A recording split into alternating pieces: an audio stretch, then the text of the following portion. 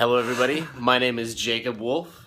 And I'm Christopher Hoisington, and we're here with Aaron Trotter. Yes. And he's what do you consider yourself, an illustrator? Yes, I'm an illustrator. Okay.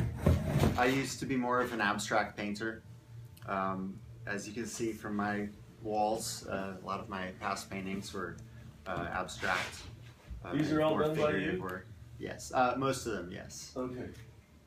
Wow. And a few odds and ends, some of my family heirlooms. My great uncle, Dr. Vornoff, this portrait of him from 100 years ago is up there. And then my grandfather painted that watercolor when he was in Rome in the 1930s. Wow. My grandmother made this mask up here in the corner too, but you can almost see it there. Yeah. It's a little collection that's always growing and changing. And so you must spend most of your time here, huh? I work 7 days a week, sometimes less, but varying hours. Yeah. But I spend a lot of time signing, numbering, and folding boxes for my cards and finishing my drawings. And I work at my grandfather's table here. He was a landscape architect. And finish most of my drawings here, and then I scan them and I send them to the printer where they get set up as cards with a hand-drawn template. The suits and numbers of the border, I drew each one originally about 5 years ago in my friend's basement by candlelight, pretty much, because the fluorescent bulbs were really bad.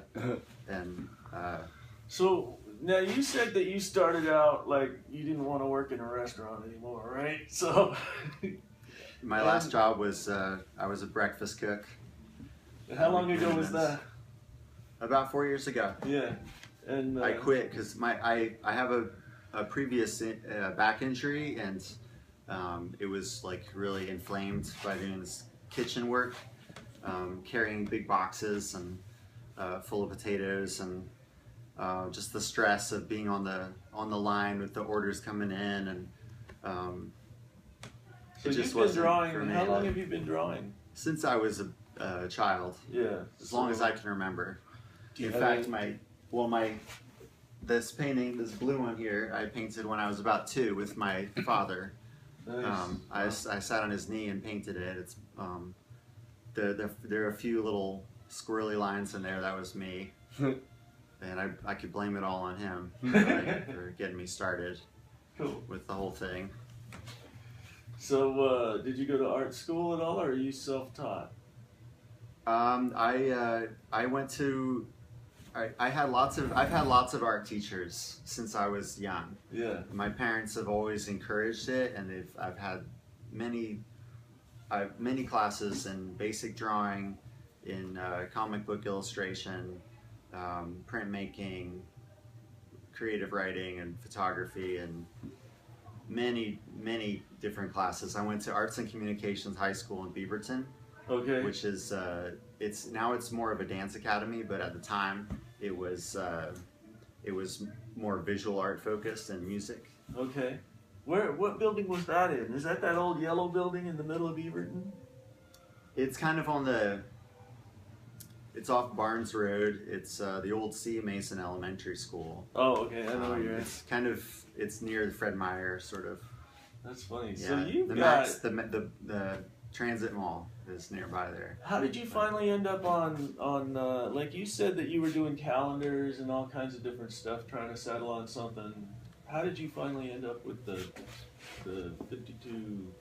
Well, I was trying to come up with a way to collect all my drawings in a unique way that would share my love of Portland with others, and hopefully it would be could become a gift and a souvenir that people would buy and collect. And I have succeeded in doing that.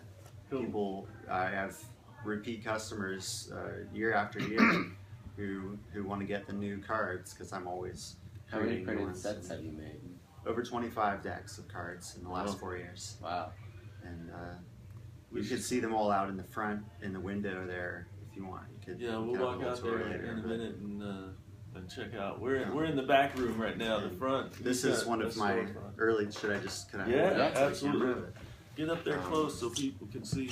One of my early decks of cards, where it would come in these hand painted boxes. And as you can see, each one was signed and numbered.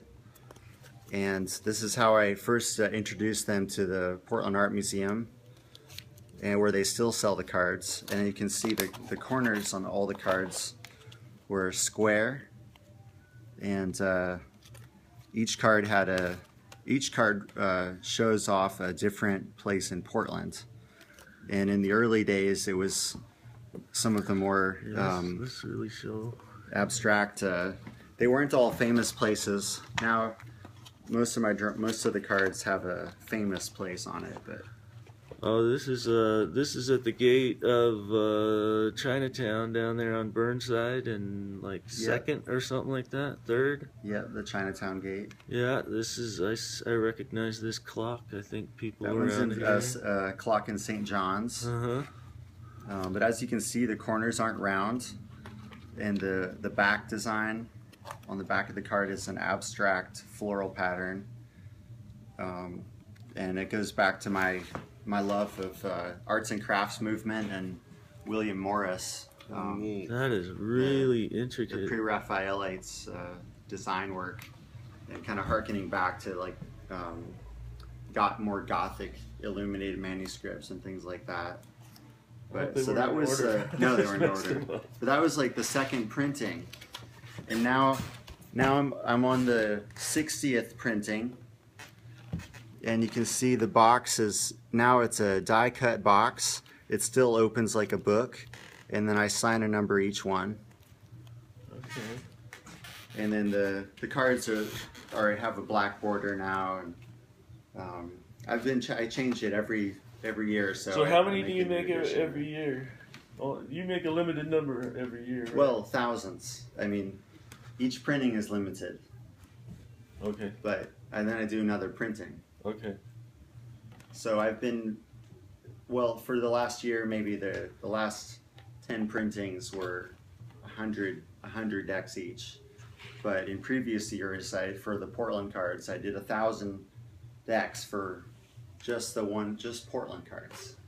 For the other cities, I do maybe 20 San Francisco and 40 LA, and I can do mixed limited edition printings. And small batches. And do people commission you to do specific things for them personally? Yes, I've got I do custom decks. I'm working on a deck for the Oregon State University and Athletic Club. Nice. And the Beavers. And then I'm also